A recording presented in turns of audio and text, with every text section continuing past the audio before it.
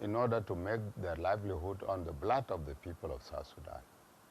So all these things which are being written here and taken over there are reports which are not substantiated, reports which are written by individuals sitting in their hotels and writing all these reports in order to ensure that their funding continues.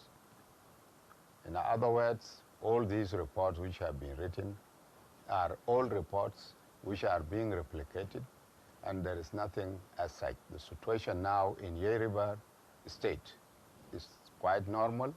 As for if any atrocities being committed by those who are not signatory to the agreement, then it is not the government answerable for that. It is the opposition or the rebels who have not signed the agreement who may be committing such atrocities. And it is the duty of the UN and the other organizations and the so-called human rights to go to the opposition and ask them as to why are they committing these atrocities. 2 months ago, President Kiir talked about the difficulties of forming a new government, citing reasons like the disarmament and integration of various forces in the army. Any progress made since then? Well, of course, the implementation of the agreement, and especially Chapter 2 of the agreement, which talks about the permanent ceasefire and transitional security arrangements, is the backbone of the revitalized agreement. And we did the extension of the agreement of the revitalized agreement. We extended it for 6 months because of the economic situation. Of course, the security arrangements means money. And at present, our economic situation, last time our economic situation was bad, and as such, the security arrangements could not be implemented in time. This time, we are exerting efforts, and we are optimistic that the government will give us the required amounts next week. Once we get this money, definitely all the opposition forces which are now in their assembly, 4 months is sufficient. It is enough for us to organize the opposition and the government forces so that we enter, so that the Artigono is established in time. Thanks to our correspondent Deng Makol for the insightful interview in Juba.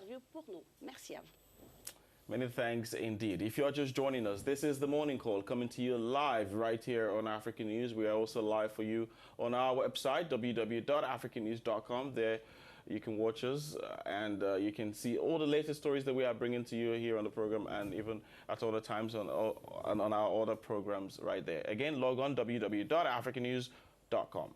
Still to come on the program. It's a big row between Cairo and a company in London involved with a planned auction for a carved portrait of the Tutankhamun. What's the cause of the row? We'll find out. And in sports, USA are champions of female football yet again. The defending champions proved too tough for the Dutch on Sunday. We'll be giving you details of these stories plus much more when we return after the break. Ruth and I will be right back. Stay with us.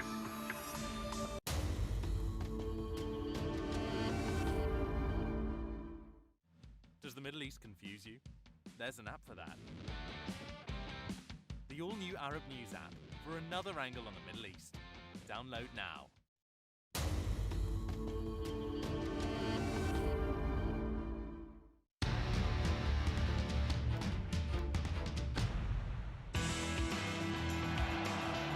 Get all the latest from the world of football on Football Planet. All the results and match highlights of the most prestigious championships in Africa and beyond. Top attractions and actions and goals of the weekend and exclusive interviews. Follow football like nowhere else on Football Planet, only on African News and africannews.com.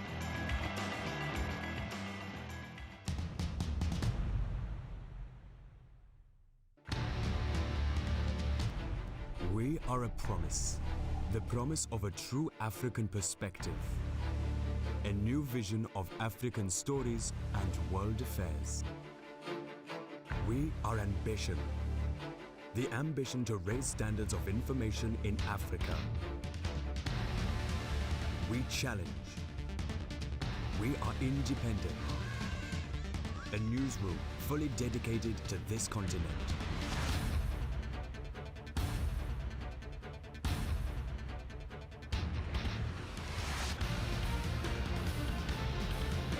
We have the highest objectives to cover every story that matters in every corner of the world.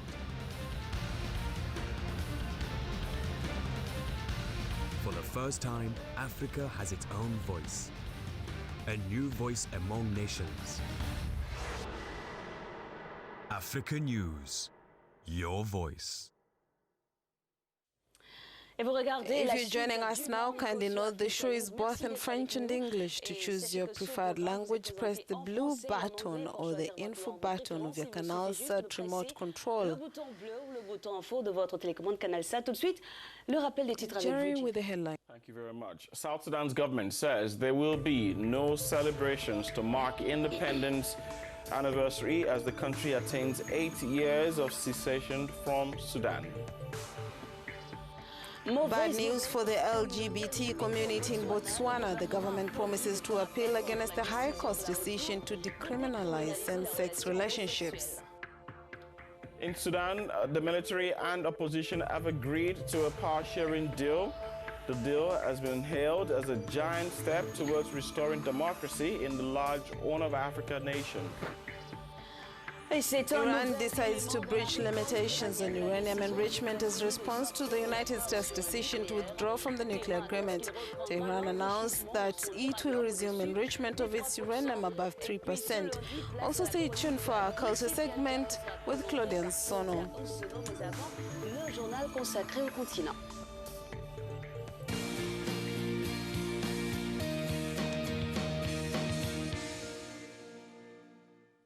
Sudan's military leaders have reached an agreement with the opposition alliance to share power until elections can be held. The two sides agreed to rotate control of the Sovereign Council, the top tier of power, for just over 3 years. Sudan rulers vowed to implement deal agree with protesters. Deputy Chief of the Transitional Military Council, General Mohammed Abdan Dagalo, also known by his nickname Hemediti, tells the crowd during a rally in Haj Yusuf in Khartoum. He also called for national unity and expressed the will of the military to implement the agreement in order to break the country's political deadlock since the fall of Omar al-Bashir. Now we promise you and our brothers who we agree with that from now we need to move forward and join our hands together and address each other so we can move this country forward because it has the resources to do so. And those resources are in your hands. We need to take care of them and the country needs our efforts to move forward. The assurances of the General Mohammed Habdan respond to the fears expressed by experts shortly after the announcement of the signing of the agreement between the Transitional Military Council and the leaders of the protests. Following the example of the International Crisis Group, some observers fear that the military will not respect the terms of the agreement.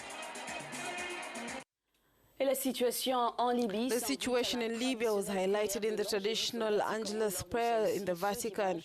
At the Sunday's gathering, Pope Francis called on the international community to find a solution to evacuate the most vulnerable migrants from the Libyan war.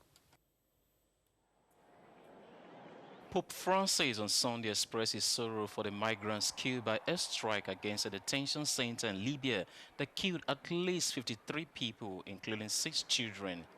Speaking to thousands of people gathered in St. Peter's Square for his Sunday address, the pontiff expressed his sorrow and asked the faithful to join him in a silent prayer for the people killed. Dear brothers and sisters, even if a few days have passed, I invite you to pray for the poor, defenseless people killed or wounded by the air attack that hit a detention center for migrants in Libya. The international community cannot tolerate such serious facts.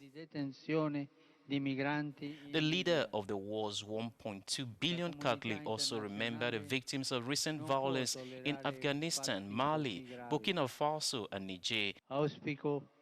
Libya is one of the main departure points for African migrants fleeing poverty and war to reach Italy by boat. But many are intercepted at sea and brought back by the Libyan Coast Guard with the approval of the European Union. The United Nations has repeatedly said Libya is not a safe place for rescue migrants to be sent back to and has called for refugees and migrants to be released and given safe shelter. It's a situation of concern for LGBT community in Botswana as the government announces its intention to appeal a High Court's decision to overturn, to decriminalize homosexual relations. Here's more.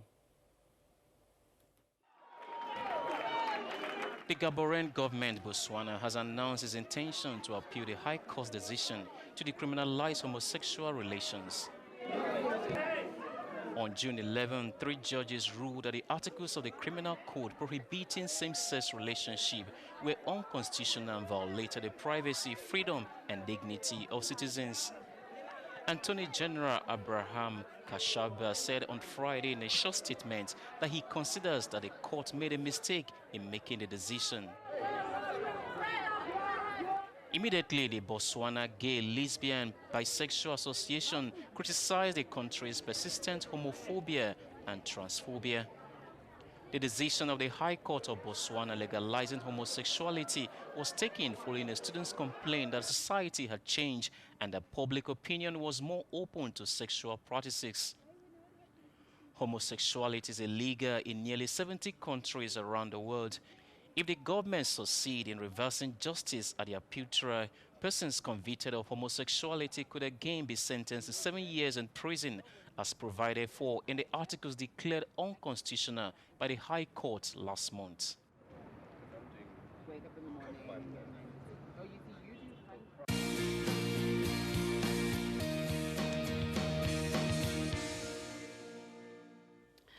We look at Egypt's anger against London over the statue of the pharaoh Tutankhamun in the Grand Angle. C'est le sujet de notre grand angle. Restez avec nous.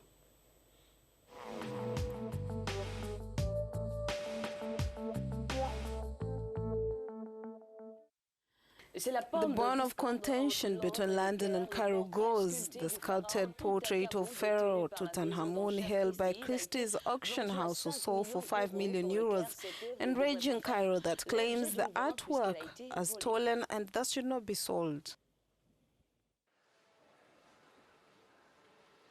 A brown quartzite head of the young King Tutankhamun was due to be auctioned in London with an estimate of more than $5 million in the face of Egyptian demands for its return.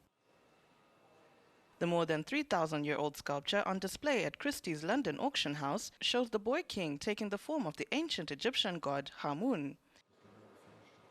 Egypt's Supreme Council of Antiquities said it was disappointed the sale was going ahead despite requests for information and protests from government officials. I couldn't even to delay this auction, at least to make sure that they had official letters. They had illegal letters or documents or whatever. They had nothing. But anyhow, we're not going to stop. We're going to keep following those guys even whom they bought the stuff from this auction. And we're going to keep asking again and again and again this auction or any other auction will be in England. Staff at Christie's said that they had taken the necessary steps to prove its provenance and that the sale was legitimate. So we have been in touch with the Egyptian authorities both in Cairo and the Egyptian embassy here, and we informed them about the sale even before the catalogue was published. And so we have a collaborative relationship with them, and we've given them all the information that we have over the piece, because through this research we are confident that the legal status of the piece and the title of ownership is clear. Egypt has long demanded the return of artifacts taken by archaeologists and imperial adventurers. It was left after 1970. And we're going to offer all this evidence to the court if we take Christie to court. But I hope that this will not happen.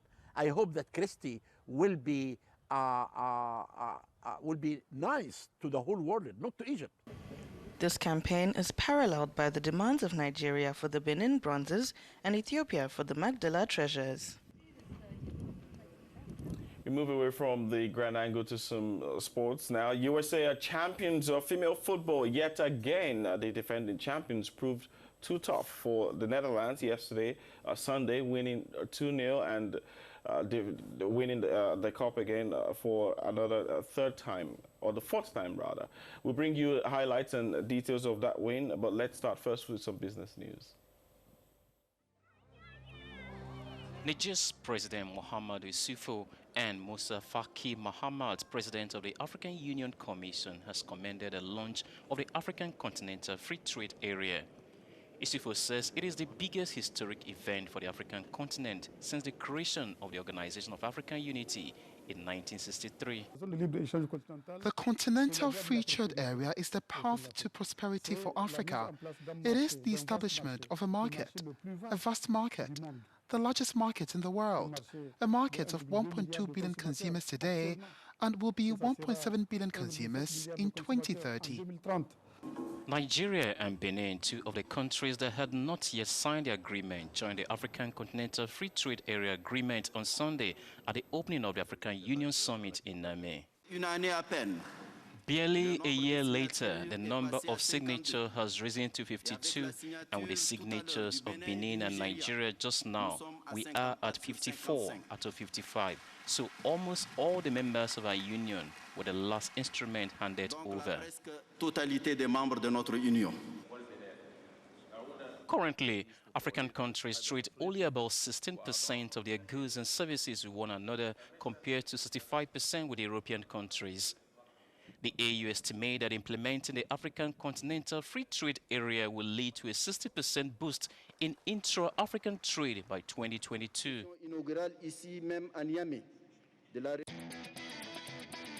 United States on Sunday claimed a record-extending fourth Women's World Cup with a 2-0 win over European champions the Netherlands, thanks to goal by Megan Rapinoe and Rose Lever. Rapinoe broke the deadlock with a 61st minute VAR awarded penalty over Lever, rounding off the victory 8 minutes later with a left foot effort from just inside